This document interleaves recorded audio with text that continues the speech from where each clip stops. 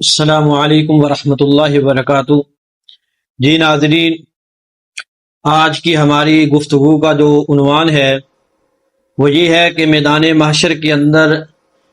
7 آدمیوں کو اللہ رب العزت اپنے عرش کا سایہ نصیب کریں گے۔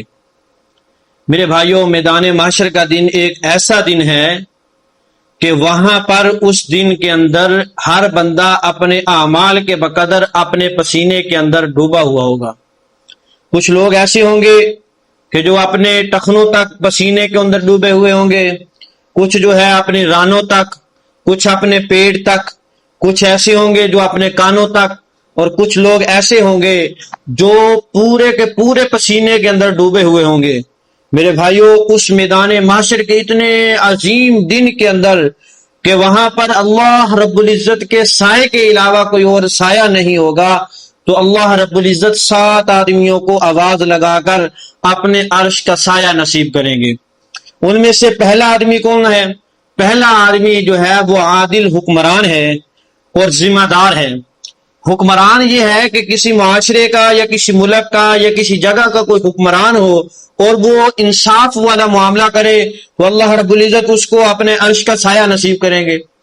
اور عادل حکمران کے اندر ذمہ دار آدمی بھی آتا ہے کہ اگر وہ گھر کا ذمہ دار ہے تو وہ اپنے گھرانے کے اندر اہل و عیال کے درمیان جو ہے انصاف اور عدل والا معاملہ کرے۔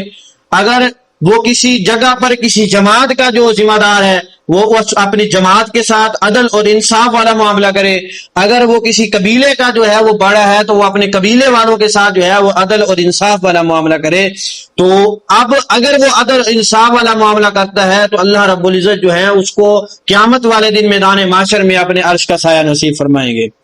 نمبر 2، وہ نوجوان جس نے جوانی کے اندر اللہ رب العزت کی عبادت کی ہو، اللہ رب العزت کی بارگاہ کے اندر اپنے سر کو جو ہے سجدے میں پیش کیا ہو، تو اس نوجوان کو اللہ رب العزت قیامت والے دن میدان محشر کے اندر جو ہے اپنے عرش کا سایہ نصیب کریں گے۔ تیسرا آدمی وہ ہے کہ جس کو ایک خوبصورت عورت نے زنا کی طرف دعوت دی ہو کہ اس کا حسن اور جمال اتنا ہو کہ انسان کا دل اس کی طرف مائل ہوتا ہو، اور وہ اس کو دعوت دے، آ میرے ساتھ آ کر زنا کر، میرے ساتھ بدکاری کر، لیکن وہ اللہ کی رضا کے لیے اور اللہ سے ڈرتے ہوئے اس سے زنا سے رک جائے تو قیامت والے دن اللہ رب العزت اس کو بھی اپنے عرش کا سایہ نصیب کریں گے۔ اور نمبر 4، وہ 2 مسلمان جو اللہ کی رضا کے لیے آپس میں محبت کریں، کہ ان کی آپس میں محبت اللہ کی رضا کے لیے ہو، دنیا کے کسی مفاد کے لیے ان کی آپس میں محبت نہ ہو، دنیا کے کسی لالچ کی، دنیا کے کسی تعلق کی وجہ سے ان کی آپس میں محبت نہ ہو، بلکہ ان کی محبت اللہ کی رضا کے لیے ہو۔ ان کا کسی ایک جگہ پر جمع ہونا اللہ کی رضا کے لیے ہو، ان کا کسی ایک دوسرے کو کوئی ہدیہ تحفہ دینا وہ بھی ایک اللہ کی رضا کے لیے ہو۔ ان کا یہ مقصد نہ ہو کہ میں آج اس کو ایک تحفہ دے رہا ہوں، کل یہ میرے فلاں کام آئے گا، آج میں اس کو یہ تحفہ دے رہا ہوں، کل یہ میری فلاں بات مانے گا، کل یہ بھی مجھے تحفہ دینے والا ہوگا۔ میرے بھائیو دوستو، نہیں، ان کا جو جمع ہونا، ان کا ایک دوسرے کو کوئی چیز دینا، یہ اللہ کی رضا کے لیے ہو، اور ان کا جمع ہونا اور ملنا اور محبت کرنا یہ بھی اللہ کی رضا کے لیے ہو۔ اگر ان کے درمیان کوئی معاملہ بن جائے اور ان کا وہاں پر جدا ہونا یہ بھی اللہ کی رضا کے لیے ہو، تو میرے بھائیو دوستو، اللہ رب العزت جو ہے ان کو بھی قیامت والے دن میدان محشر میں اپنے عرش کا سایہ نصیب کریں گے۔ اور اس کے بعد جو آدمی آتا ہے 5ویں نمبر پر، وہ آدمی ہے کہ جس کا دل جو ہے وہ ہر وقت مسجد کے اندر اٹکا رہتا ہو،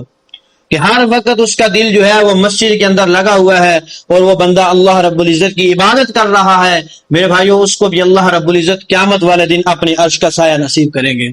اس کے بعد 6واں آدمی وہ ہے جو اپنے دائیں ہاتھ سے صدقہ دے، اس کے بائیں ہاتھ کو پتہ بھی نہ چلے، اس طرح خفیہ اور پوشیدہ صدقہ دے۔ اللہ رب العزت قیامت والے دن میدان محشر میں اس کو بھی اپنے عرش کا سایہ نصیب کریں گے۔ صدقہ دینے کا مطلب یہ نہیں ہے کہ ہر ایک کو دکھاتا پھرے کہ میں نے اس کو 5000 دے دیا، میں نے اس کو 2000 دے دیا، میں نے اس کو 1000 دے دیا۔ نہیں،